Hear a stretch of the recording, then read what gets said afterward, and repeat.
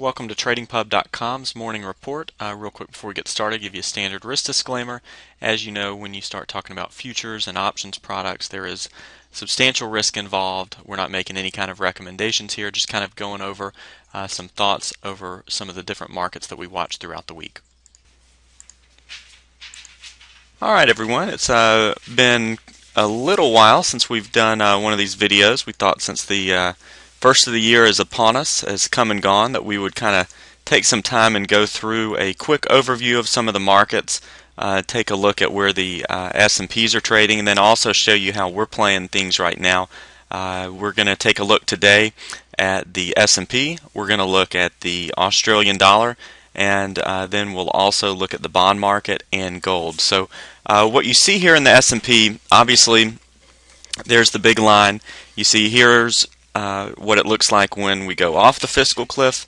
Here's what it looks like when we don't go off the fiscal cliff. So lawmakers looked like they were not going to get a deal. You saw the markets panic. You saw a late, basically a midnight deal, and that got priced in pretty quickly. You saw the market rally back all the way down from a low of about 1382 up to a high of 1425, and then we started the year on a nice gap and came up all the way on the first day of the year to the 1460 area. And it's kind of interesting, you know, if you look at this, and I'm going to kind of zoom out a little bit, but you see the high back here from September at 1468, and I really feel like if we can get back up to 1460, so we came up there, didn't make a new high. If we can get back up to 1460, I think we'll take out that high. Now, it's our thought that the market's going to go into kind of a corrective phase, that we'll see some selling in the market. Does that mean that we expect the market to crash? No, it does not. But we do expect to see some selling. I'll put it this way: I'd rather be short than long at this point in time, and then I'm going to show you how I'm currently playing it. Again, just kind of for education purposes only.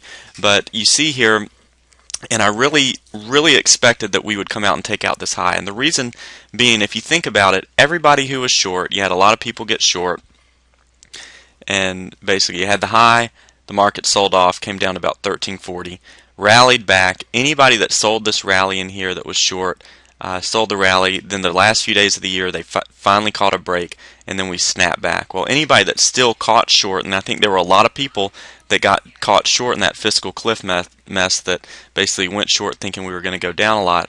You saw the big gap and then the run up here. Is you got to think that there's a lot of stops above that 1468 area, and if we can start to trade closer to 1460 one more time, I think that'll probably be enough that you'll see the market run those stops and basically kind of shake out any weak shorts.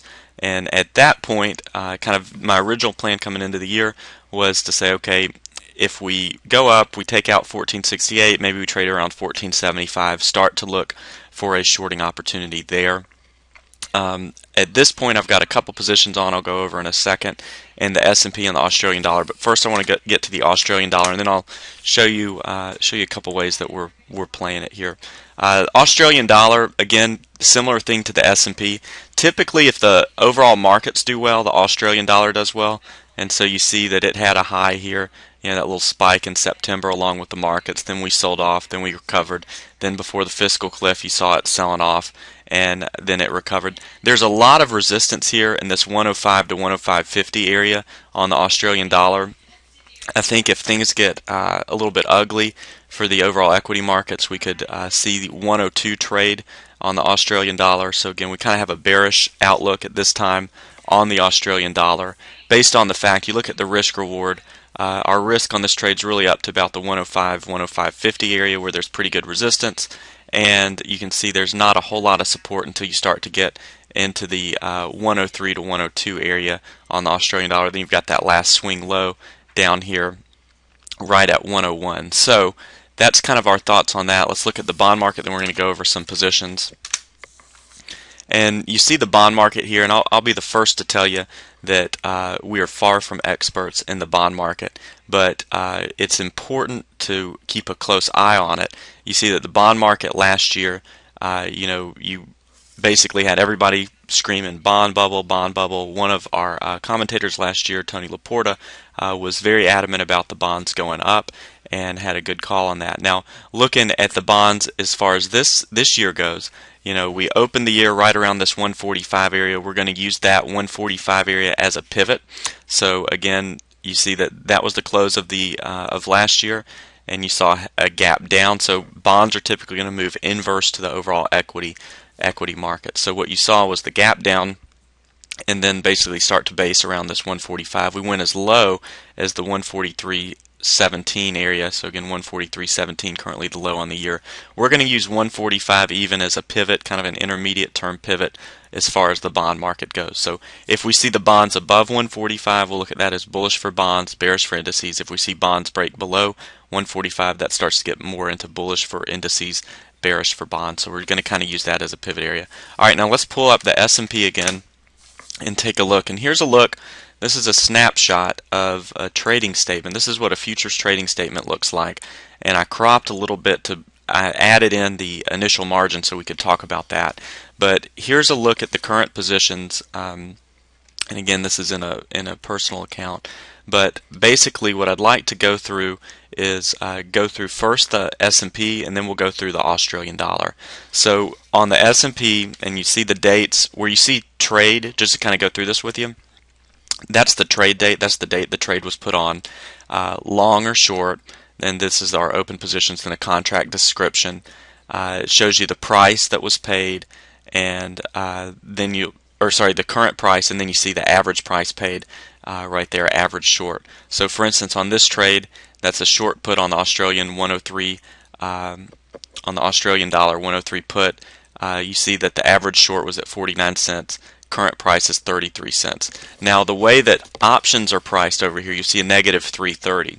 So the Australian dollar is $10 per tick. So each penny is worth $10. And so you see that this option was sold for 49 cents. So you take 49 times 10, which would be $490. And the debit/credit here is going to show how much is remaining in that contract until it gets to zero. So again, that's the current price of the contract is $330. So that's why you see that 330. That doesn't mean that the position's negative 330. To figure out how much you're up or down, you'd look at it and say, okay, I sold it for 49, that's 490. It's at 330, so I would be up 160 on that leg of the spread. Same thing here. If you look at it, this was a long, and this is a debit spread. So I'm long the 104, short the 103. See that I paid 86 cents for the long side. It's currently trading at 62 cents. So you see a value of 620, which is 62 times 10. So if you look at this, 86 times 10 would be 860. Currently trading at 620. This was as of yesterday's close. So currently trading at 620. So you paid 860. It's at 620 right now. So you see that it's down about 240 bucks on that side. And then this side is up about 160 bucks. So it tells you where the trade is, down 240, up 160 effectively. So again, that's how you can look at how pricing works on that. Now, what I'd like to do is kind of start from the bottom up, and we're going to talk about S&Ps first, and then we'll talk about the Australian dollar play. So with the S&P, and we sent this out on Twitter Friday, and I'll see if I can find the post when we sent it out. It was Friday, January the 4th at right around 3:08, which futures trade until, remember that stocks close at 3 o'clock Central Time. Futures trade until 3:15 or 4:15 now with the new hours. But again, basically sent out a message saying that we were buying the March expiration 1400 and 1450 puts for a swing trade. So that is this part of the trade. Basically, the way this trade works, we bought one of the 1450 puts on the S&P, paid $31 for it. The S&P is $50 per point, so you take 31 times 50 to figure out the net value of the trade. So basically, it's a $1,500 trade right there. And then on the 1400 put, basically paid $17 for it, or 17 S&P points. You take 17 times 50, which gives you about $850 for the trade. So basically what we've done here, that's a bearish position, buying the 1450 put, buying the 1400 put. This is the March expiration, and typically when we go out, when we want to be long puts, we typically go out or want to go out about 60 days so that we don't start getting killed by time decay. And we're looking to hold this trade for a couple weeks to longer if the market really starts to drop. So our real risk on this trade is premium paid. So you look at it and you say, okay, we paid $1,500 for that, paid $800 for that, so we've got about $2,300 worth of max risk. If this market, rallies out of sight, that's $2,300. As the market drops, the 1450 contract will begin trading with a close to 1 delta. So basically, we're going to be able to control a short S&P contract effectively if the market goes our way for about $2,000 outlay. So again, that's kind of the plan, is if the market continues to drop and comes together, then obviously the delta increases, and it's effectively like being short an S&P without the full risk and full margin. Now, if you remember yesterday's trading, we sold off initially, then we started to rally. And I still feel like I wouldn't be surprised at all if we saw the markets go up to trade and take out that new high. If that happens, obviously our put positions are going to lose some value. We'll lose value because of time. We'll lose some value because of the market rallying. So what we ended up doing was yesterday, and you see the trade date 107, went ahead and sold a February 1350 put. And again, didn't bring in a lot, but brought in about 3 points, and that's basically a little bit of a hedge to help offset any time decay we might see if we see the market stair-step rally. Now again, if the market has a steep, strong rally and gets up to 1500 real quick, more than likely we'll look to probably cut the trade and put some new kind of position on. And most likely, if we were to do that in the next week or two, we'd probably be looking at a loss around $800 to $1,000. So if the market declines steeply, our profit potential is very high because we're long puts. Another thing, if you look at the VIX, and this is one reason why we did a long put play. Let me put the VIX in here. Alright, here's a look at the VIX. This is volatility. And you see volatility is extremely low right now. This was Friday. This is the day that we bought that put. So you have volatility very low. If we see an uptick in volatility, our options will hold and increase value, even if the markets don't necessarily sell off hard. So we feel like this is a good time to be buying volatility. It's not so much a good environment, in our opinion, to be doing a lot of credit trades right now until you see volatility start to come up a bit. Just because if you put a credit trade on right now, then all of a sudden we have an increase in volatility, it'll be tough to make money because of the fact that the option pricing will increase. So again, that was another part of our long put trade. Now, as far as the Australian dollar goes, we made our case earlier, talked about how we were bearish the Australian dollar, and almost never trade before a big non-farm payroll event, but I really felt like the Australian dollar was a good short. So the position I put on, I sold the Australian dollar at 104.10 that you see here, sold it at 104.10, and then put a covered put on at 104.50. Now, if we would not have had non-farm payroll the next day, I probably would have just put the short trade on and put a stop in, but with non-farm payroll, I wanted to have some kind of option room to give me some wiggle room. Basically, what we've done here is we sold the Australian dollar at 104.10. We sold the 104.50 put at 105. So the way that this works, if the Australian dollar, and this expires on February 8th, if the Australian dollar is below 104.50, anywhere below 104.50 by February 8th, we're effectively out of the trade at 104.50 less the premium we received. So you take 104.50 minus $1.05, takes us down to about 103.45. So we're out at 103.45, we're in at 104.10. So you see a pretty good about 70 cent profit there, $600 to $700 profit on that trade. Now our break even on the trade is 105.50. So basically, if you remember from the Australian dollar we looked at, if you look at the Australian dollar, remember we talked about 105 being a big resistance area. So again, as long as we stay below 105, we make money on the trade. 105.10 is our net break even, and above that is where we start to lose money on this trade. So it gives us some wiggle room, which, as you can see, the trade, and here's kind of the interesting thing, this is where we shorted it, on this day, 104.10, sold it literally about 10 cents off the low of the day, but we traded down that night all the way to 103.40. Then non-farm payroll came out and you saw the market reverse. So again, unfortunately, because of the news, I had to put on. If I had just been short this trade, I probably would have covered and called it a nice 4 or 5 hour trade.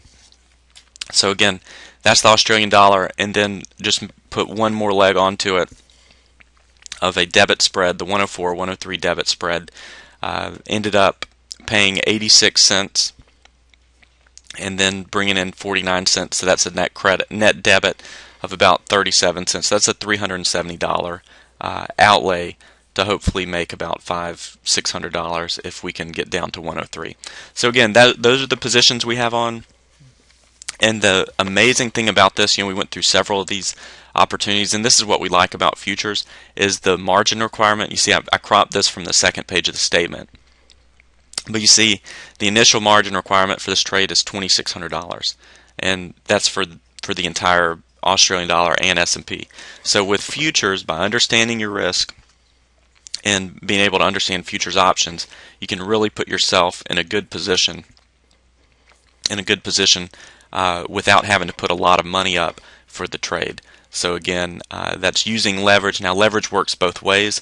Again, I wouldn't recommend this with if you had $2,600 in your account. Doesn't make sense to do this kind of trade. You have to figure out what's right for you on a risk basis. But again, you can use futures options to really help take advantage of the move, but lay out less margin than you normally would. If we were to say, if we were just to short one S&P contract, we'd have to have $5,000 per contract, and if we shorted the Australian dollar, that's a couple more. So basically, by using futures options, we're cutting our margin probably about 25% of what it would be. Alright, well, I hope that this was helpful to you. We're going to try to do some more videos throughout the week as we see things come up. Again, does this mean the market's going to go down? It does not. It just means that's the way we're playing it. If we get to the 1500 area on the S&P, that's probably our reconsider point, and we feel like if we get to that point on the trades we showed, it'll have anywhere from $1,000 to $1,500 loss. We feel like the reward potential is much higher than that, so good risk reward on the trade. Hope you have a good day. Our next event, we've got a big event planned for Saturday, January the 19th. You can go to tradingpub.com, click on events at the top, and register for that Saturday class.